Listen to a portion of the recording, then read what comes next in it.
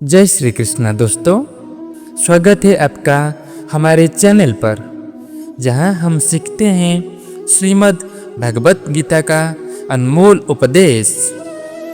आज हम बात करेंगे अध्याय 4 ज्ञान योग के बारे में। क्यों ज्ञान ही असली शक्ति है और कैसे भगवान कृष्ण अर्जुन को सच्चा ज्ञान देते हैं। तो चलिए बिना देरी किए शुरू करते हैं। दोस्तों, आज का समय इतना फास्ट है, हर तरफ तनाव, कंपटीशन, कंफ्यूजन और प्रेशर ही प्रेशर है। हर इंसान चाहता है सफल होना, तनाव मुक्त जीवन जीना, अपने लक्ष्य में फोकस रहना। परंतु हम अक्सर भूल जाते हैं असली सफलता और पीस कहाँ से आता है।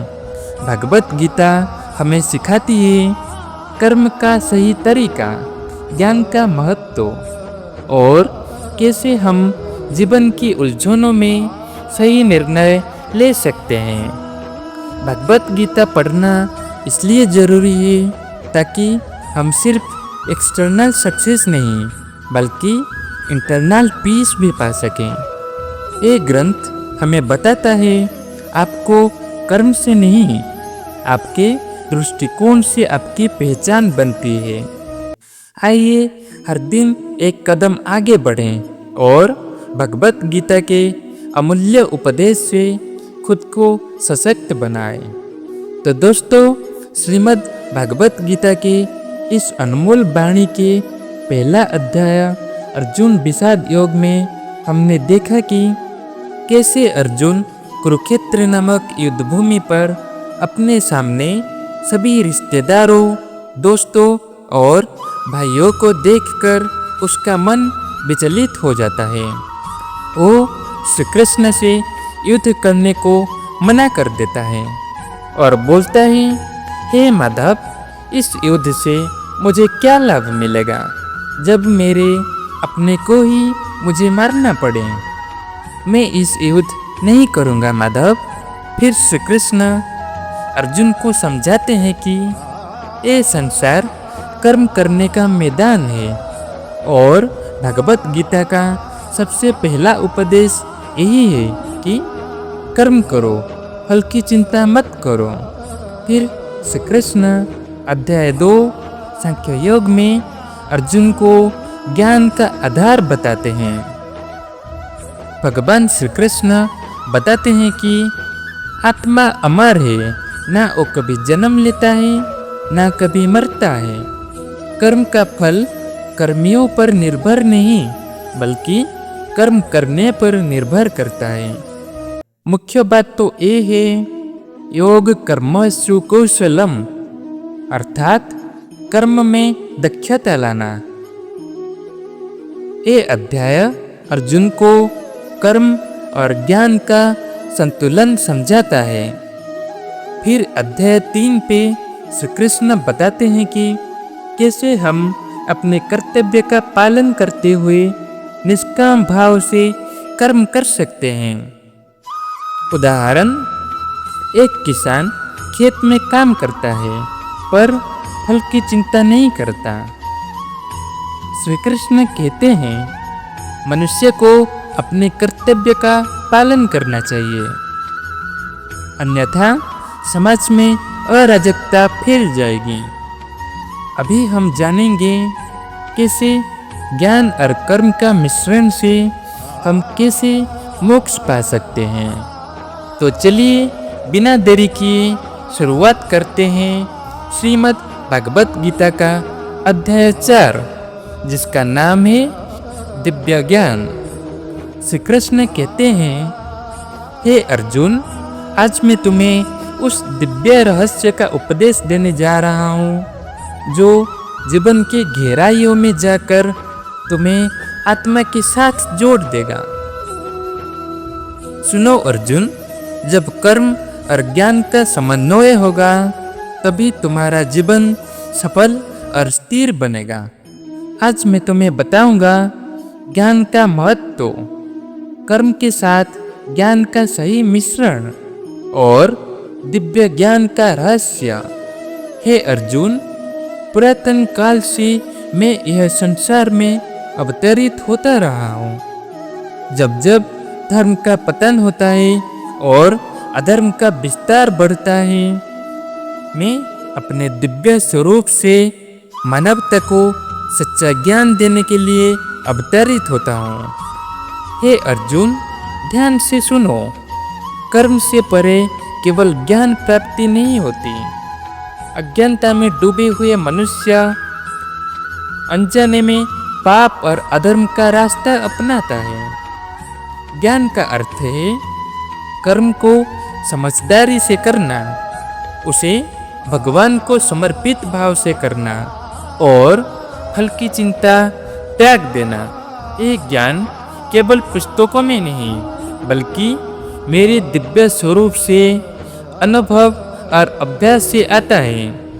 इसलिए मैं तुम्हें कहता हूँ, कर्म करो, पर उसे बिना अहंकार और आसक्ति से करो।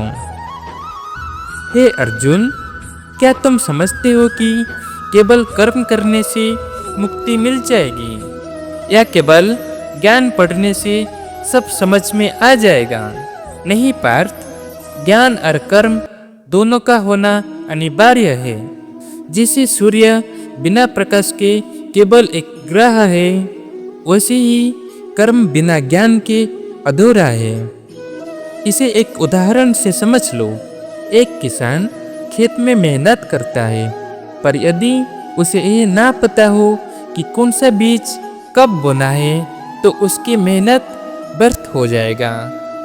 वही किसान जब ज्ञान प्राप्त करता है, सही समय पर बीज बोता है, सही मात्रा में पानी देता है और अच्छे तरीके से फसल उगाता है।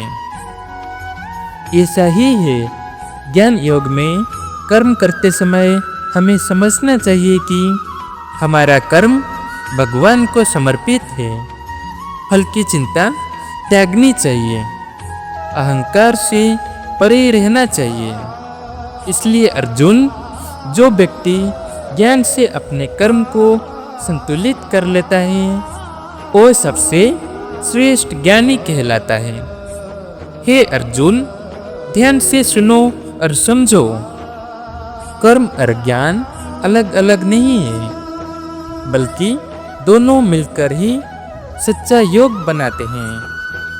मैं तुम्हें बताता हूँ, निष्काम भाव से कर्म करना, उसे भगवान को समर्पित भाव से करना, यही सच्चा ज्ञान योग है। एक विद्यार्थी केवल किताबें पढ़कर सफल नहीं होता, उसे समझकर, अनुभव से और सही दिशा में मेहनत करके ज्ञान को कर्म में बदलना पड़ता है। इसलिए मैं कहता हूँ, कर्म करो, पर फल की चिंता त्याग दो। अपने कर्तव्य का पालन करो, बिना अहंकार के कर्म करो। ऐसा कर्म करने से मनुष्य का मन शांत रहता है, चिंता दूर होता है, आत्मविश्वास मजबूत बनता है। हे अर्जुन, मैं जब जब धर्म का पतन होना देखता हूँ, मैं अपने दिव्य स्वरूप से अवतरित होता हूँ। ये मेरा सनातन धर्म है। अधर्म के खिलाफ ज्ञान और धर्म का प्रचार करना। तुमने मुझसे पूछा, हे कृष्ण, आप ये दिव्य ज्ञान कैसे प्राप्त करते हो? मैं उत्तर देता हूँ, ये ज्ञान मेरे दिव्य स्वरूप से आता है। ये ना कभी घटता है, ना समाप्त होता है। यह सदैव अनंत और शाश्वत है। यही ज्ञान अर्जुन अज्ञानता की अंधेरी दुनिया से बाहर निकलता है, सही कर्म की दिशा दिखाता है। याद रखो अर्जुन, ज्ञान योग केवल पढ़ाई नहीं, ये जीवन जीने की कला है। कर्म को भगवान में समर्पित करना और फल की चिंता त्यागना। हे अर्जुन, अब तुम समझ गए हो कि कर्म करो, ज्ञान प्राप्त करो, परंतु अहंकार त्याग कर निष्काम भाव से करो। यही सच्चा मार्ग है, ज्ञान योग। इसलिए हर मनुष्य को चाहिए अपने कर्म को भगवान को समर्पित करना, अपने कर्तव्य का पालन करना, अज्ञानता और अधर्म से लड़ना। यदि तुम इस दिव्य ज्ञान को समझोगे और अपनाओगे तो जीवन में सफलता, शांति और स्थिरता स्वतः आएगा। मैं श्री कृष्ण सदा तुम्हारे साथ हूँ। इस ज्ञान योग को अपनाकर तुम सबसे ऊंचा ज्ञानी बन जाओगे। जय श्री कृष्ण। अपने कर्म में सच्चा ज्ञान लगाकर जीवन को सफल बनाओ। आज ही संकल्प लो, निष्काम भाव से कर्म करो, ज्ञान को अपने जीवन का आधार बनाओ। जय श्री कृष्ण। तो दोस्तों, इस अध्याय में हमने जाना कि श्री कृष्ण ने अर्जुन को बताया कि ये दिव्य ज्ञान यानी परम तत्व का ज्ञान जो उन्होंने हमें दिया है वो केवल पढ़ाई या पुस्तकों से नहीं बल्कि अनुभव और समझ से प्राप्त होता है। ये ज्ञान हमारे जीवन को उजागर करता है, अज्ञानता के अंधकार से मुक्त करता है और हमें कर्म करते हुए भी निष्काम बनाकर रखता है। श्री कृष्ण ने समझाया कि जो कर्म हम करते हैं उसका फल हम भगवान पर त्याग कर देना चाहिए, बिना किसी लालच या इच्छा के।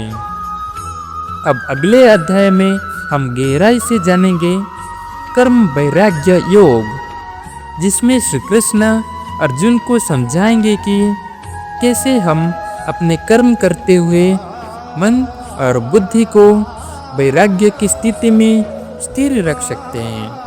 कैसे कर्म और वैराग्य का ये योग हमारे जीवन को सार्थक बनाता है और हमें मोक्ष की ओर ले जाता है। तो दोस्तों, जल्द ही मिलते हैं अगले अध्याय में, जहाँ हम इस दिव्य मार्ग की गहराई और व्यवहारिक उपाय जानेंगे। तब तक के लिए अपने कर्म को शुद्ध बनाएं, अपने मन को शांत रखो और हर दिन एक नया ज्ञान सीखने का प्रयास करो। जय श्री कृष्ण। अगर आपको ये वीडियो पसंद आया हो तो लाइक करो, अपने मित्रों के साथ शेयर करो और हमारे चैनल को सब्सक्राइब करना ना भूलें, ताकि आपको एक नया अध्याय मिल सके। जय श्री कृष्ण।